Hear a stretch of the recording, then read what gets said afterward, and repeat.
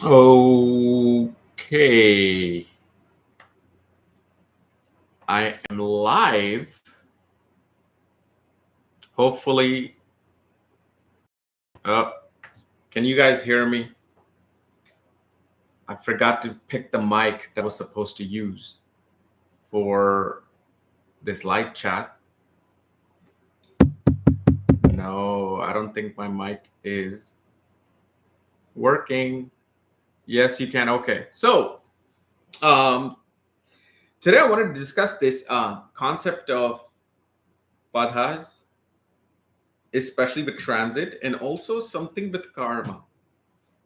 So, you know, there's a theory, the way to calculate how much karma you can fix in your life, where if you were to do a remedy, it quickly gives you the result. There are certain karmas that not only just requires remedies, but also a bit of a penance, meaning doing your mantras, doing, your worship towards the higher and divine. And it's a very simple thing, simple concept.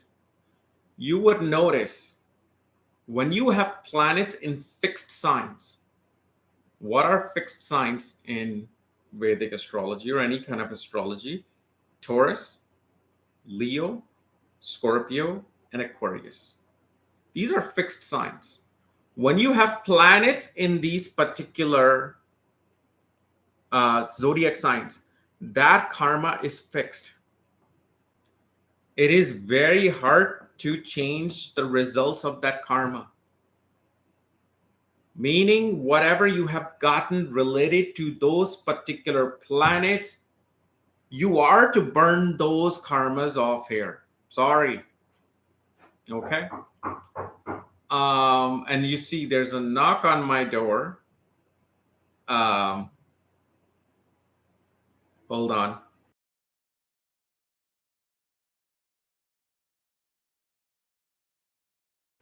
So you will see this, that especially when you go through a dasha of a planet with fixed signs, remedies become very hard to manifest, especially when it comes to movable remedies. Like, for example, a gemstone. You wear gemstone, right? Gemstone is movable. You take it on, put it on, take it off. You give donations. Donation is movable. It's transferring from you to some institute, to some person, to some things. Okay?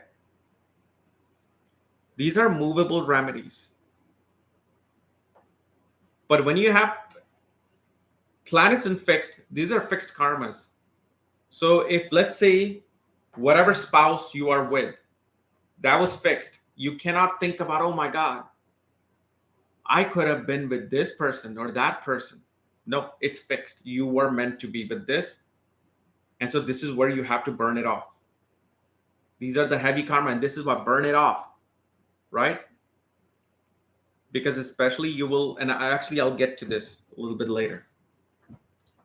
So whether it's your children, spouse, career, you're like, I want to change my profession. I can't.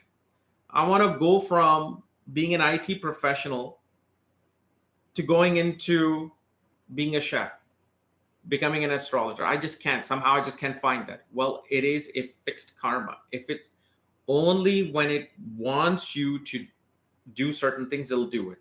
You can do remedies that, okay, well, there's a remedy that I can do to go from being a software engineer to an astrologer if I just do this mantra and worship this God. It's not, no, that is fixed. When you have planets in movable signs, those are the particular remedies and karmas you can change. Those are, and what are the movable signs? It's all the Kendra signs: Aries, Cancer, Libra, Capricorn. These are particular karmas that can be changed, can be rectified through karma. So you will see that when, let's say, you're going through a dasha of a sign of a movable sign, a planet who's in a movable sign, and you receive a remedy from some astrologer, somebody, you see it actually starts working, especially then also if you look at the nakshatra. Like you're going through the movable uh, dasha of, let's say, Venus in Ashwini.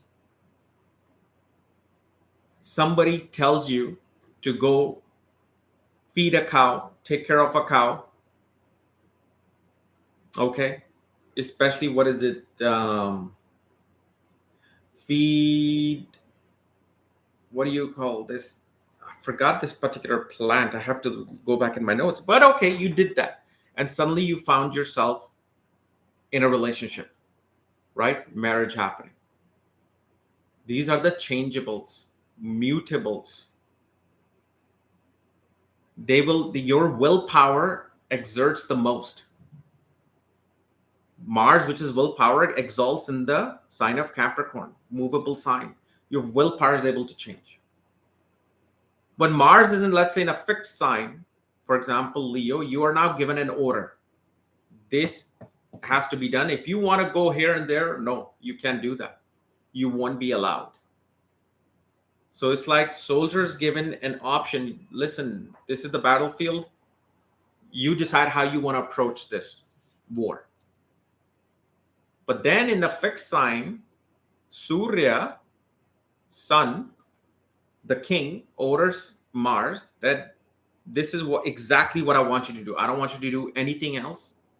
These are the laws. So those becomes fixed. Then you have dual signs. Mercury, Jupiter, I'm sorry, not Mercury, Gemini, Virgo, Sagittarius, Pisces. These will require penance along with remedies. So they are changeable, but not to a maximum extent. This is where especially you will have to not only do the remedies, you have to do certain penance. You have to do your mantras, you have to do your worship. And based on this, you can calculate if out of the 9 grahas, you got 3 planets, or let's say out of the 9 grahas, 5 planets, or let's say 4 planets are in fixed signs. Well, 50% of your karma is fixed, almost 50%. Rest is changeable, mutable through your willpower, through your penance, through your remedies. But now, if it's fixed, could there be a remedy with fixed? So I told you about the movable remedies, right? Things that exchange energies. You bring in energy, you wear something. But what is fixed? Bhumi. Land is fixed. You can't pick up a land and transport it somewhere else. The only movable part is the home, where sometimes you will see manufactured homes being transported, lifted up from the foundation, and in a big, huge semi-truck in different sections, taken to a different place, and they install it. But land is fixed. So you will see when you have planets in fixed signs, you will be in a particular land, on top of a land, which will be helping you execute those fixed karmas, whether it's in your favor or not. Whether it's in your favor or not. So then what happens is, when the land is fixed and your karmas are fixed, the only way to change that is to actually worship the land. And worshipping understanding of the land then connects you with Vastu. Now, here's the thing. Certain people, when they're supposed to be in a place which is completely disaligned, Vastu-wise, first of all, you will never come across any knowledge of you even thinking and changing about these things. It will give you certain dashas where you won't even appreciate these things. You will think of these things as complete pseudoscience.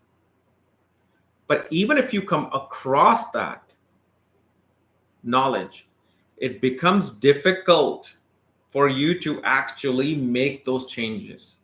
Some interruptions will come. But if one manages, if let's say your willpower is in a movable sign, yet you're going through the dasha of a fixed sign, meaning Mars, right? Mars and Sun, your urja, your willpower, your strength. In that case, you can push that and bring about certain small changes. This is how you want to understand this, because like I said, there's a theory of what percentage of karmas you can change and you can't change. But you have to understand, okay, what is fixed then? What is fixed? Nothing is fixed in the universe. That's what it's trying to tell you. But the fixed part is this earth, right? You have to be, even if a multi-billionaire and trillionaire said, I'm going to take this piece of land, I'm going to dig it 10 feet deep and take it. That's just not thinking well. It won't work. The earth will break while you're trying to transport. Okay, so this is one concept that I want you to understand.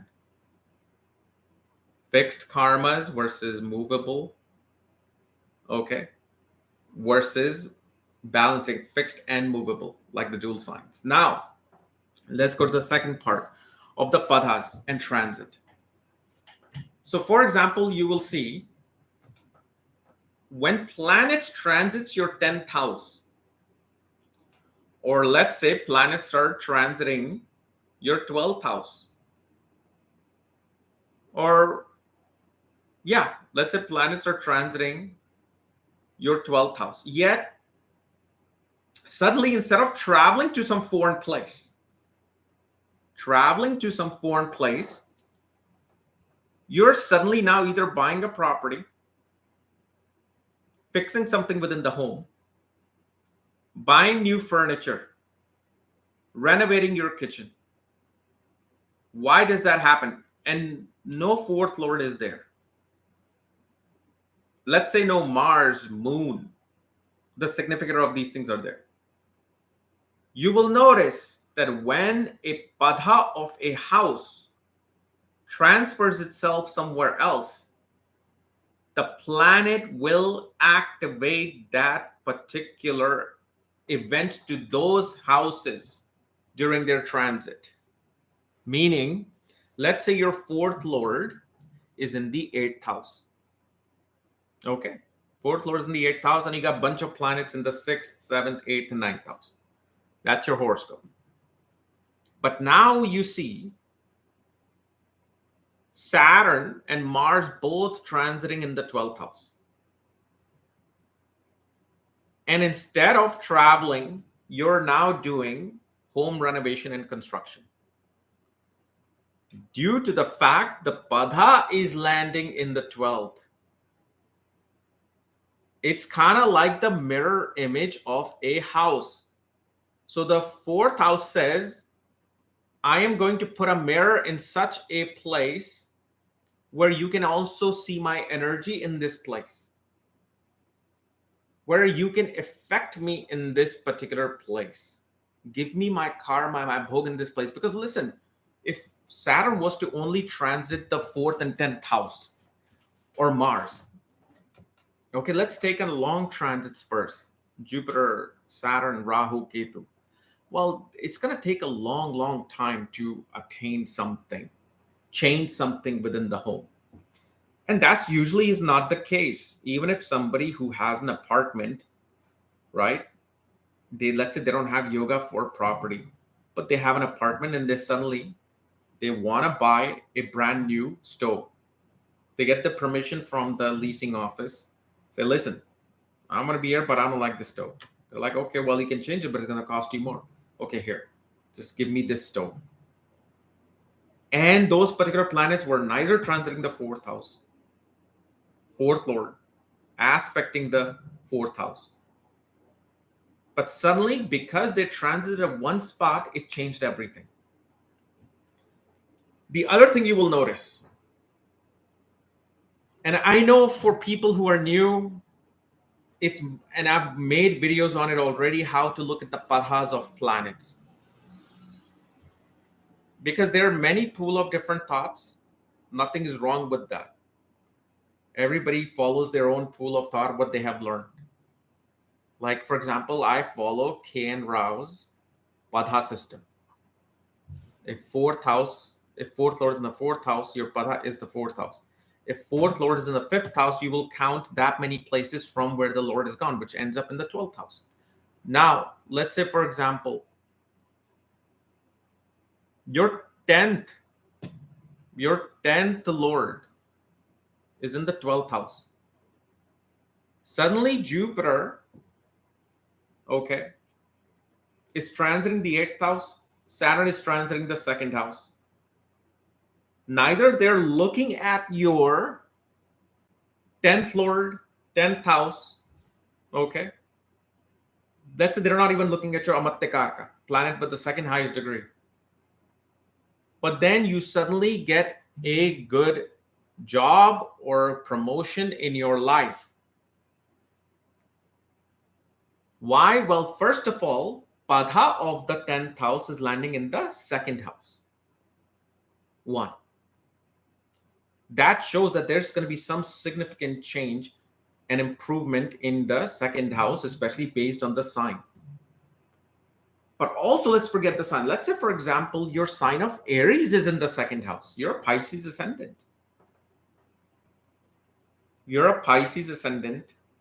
Okay, so Sagittarius is ruling your 10th house.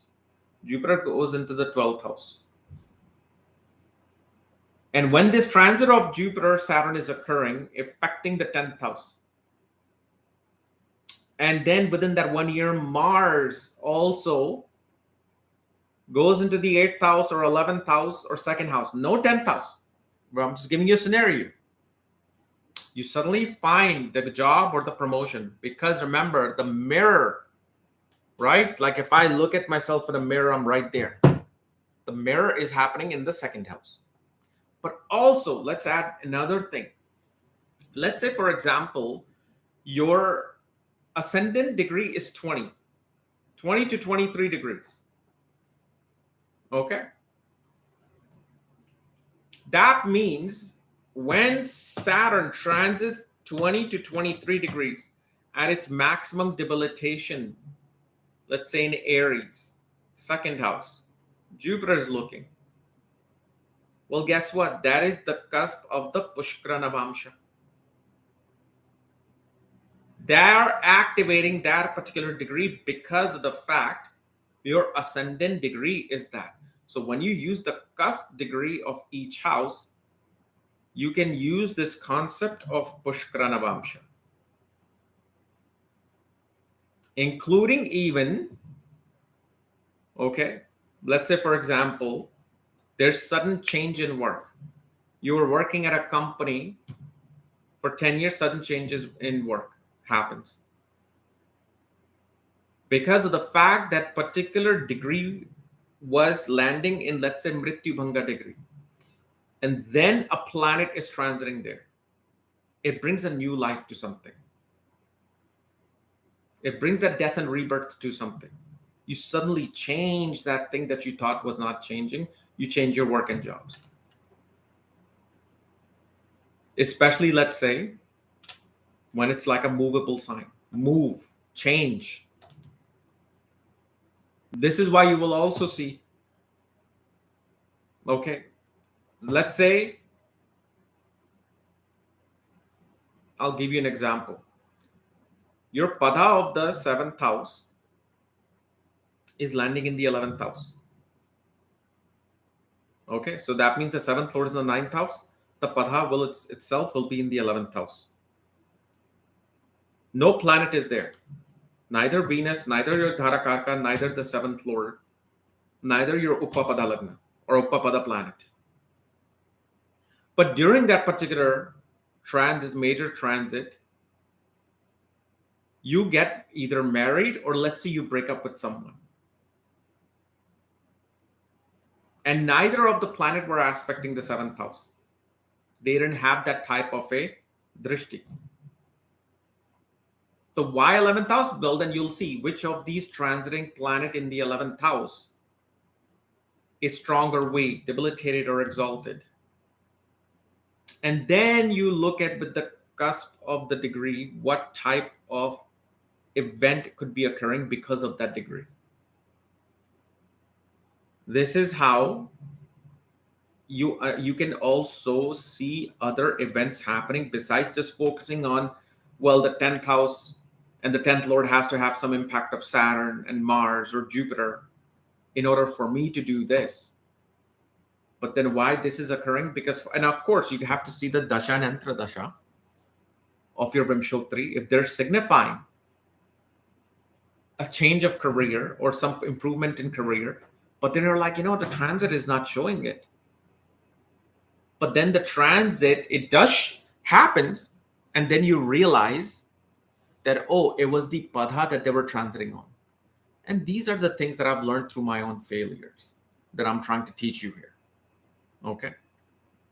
It is absolutely important to fail in whatever work you're doing. Because until you fail and you feel that agony within you, that frustration, why couldn't I have caught this? Why didn't I catch this? And you ponder, you talk to your friends, you talk to your astrologer friends, you search, and then you see that, oh, I remember getting my education in Germany where I learned about the Padhas, and I also learned about the transits. So what I will be doing, I won't be doing it today because have to leave. But I'll be making the Saturn transit. Okay, it's probably tomorrow or Monday. I will make like a 2023 or just Saturn in Aquarius. And especially, I will show you with that Jupiter, Saturn, and especially Mars, how things would be happening for a certain ascendant. You can use it from, and especially this part, you can use it from the ascendant or from Jupiter itself. Okay. So we will do that. But I just wanted to kind of give you these particular lessons through my own failure. Okay. But we'll see you guys tomorrow or the next day. And then I'll also take your guys' questions as well. Okay, like you guys are giving it right now. It's just that I know I'm doing it at such an awkward time because I'm leaving for the rest of the day. I'm like, I have to just share this information with you guys. And also I will be uploading the Pisces, predicting with the planets with Pisces ascendant tomorrow on my KRS vlogs. All right. So तब तक के लिए आज्ञा दीजिए. नमस्कार मेरे भाई और बहनों और दुश्मनों. Bye-bye.